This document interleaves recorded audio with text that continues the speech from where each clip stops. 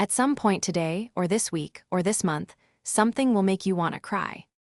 Or maybe already has. Maybe you suppressed it. Maybe you let it go.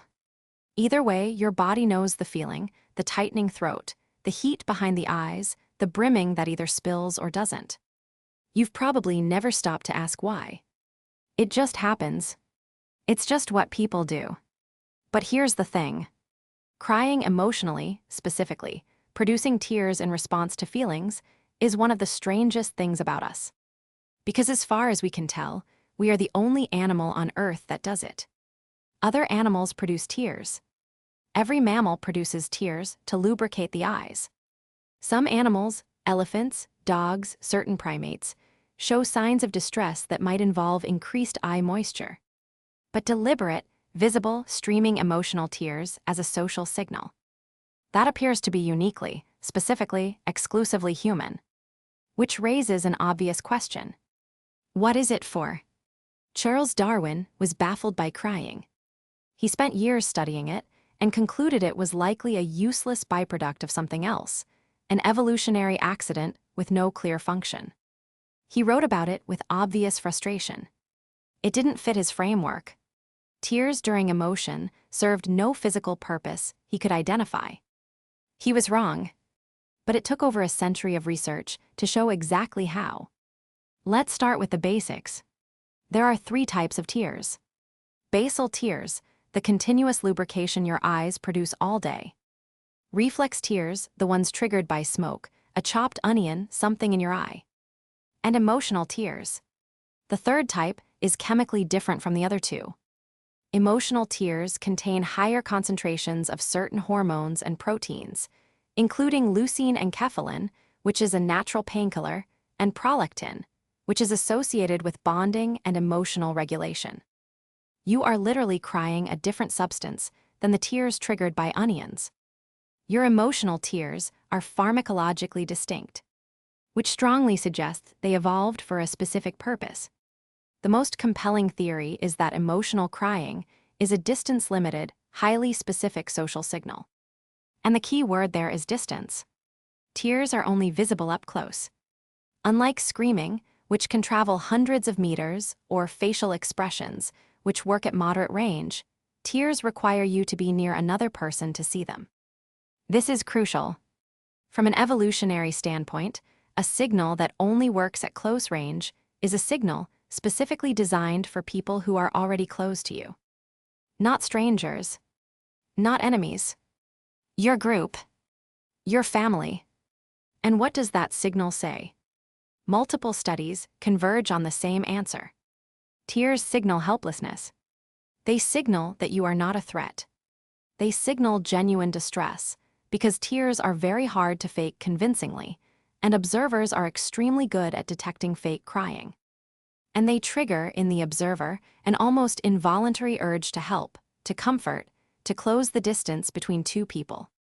In laboratory settings, researchers have shown that images of faces with visible tears are rated as more trustworthy, more vulnerable, and more deserving of help than the same faces without tears, even when the facial expression is otherwise identical.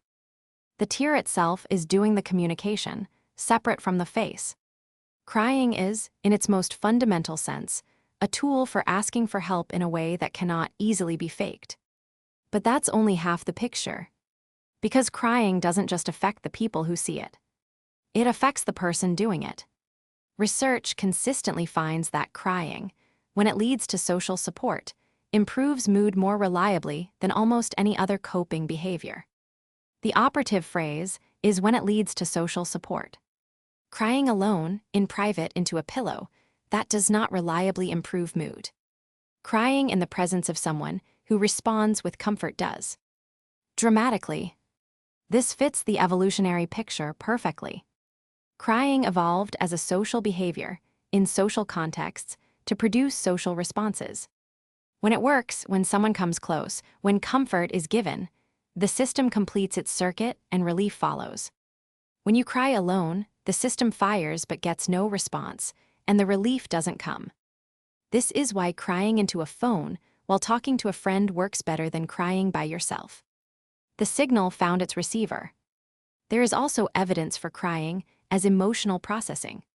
The act of crying, researchers believe, forces the body into a parasympathetic state, the rest and digest mode, the opposite of fight or flight. Breathing slows. Heart rate decreases. The hormonal storm of intense emotion begins to subside.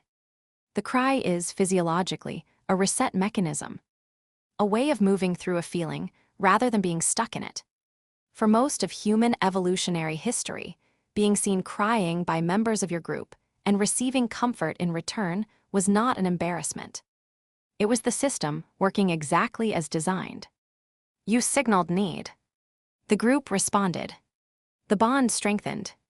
The modern stigma around crying, particularly for men, particularly in professional settings, is historically very unusual. And it runs directly counter to the biology. Suppressing the signal doesn't make the underlying state go away. It just leaves the circuit incomplete. The loneliness epidemic that researchers consistently describe in modern populations may have many causes. But one of them, perhaps, is that we have built a world where the most ancient and specific signal for needing connection, visible, close, undeniable, is something most people feel they cannot safely show. The next time you feel the need to cry and push it down, know that what you're suppressing isn't weakness. It's the oldest request for connection in the human behavioral repertoire. It's your body saying, I need someone close.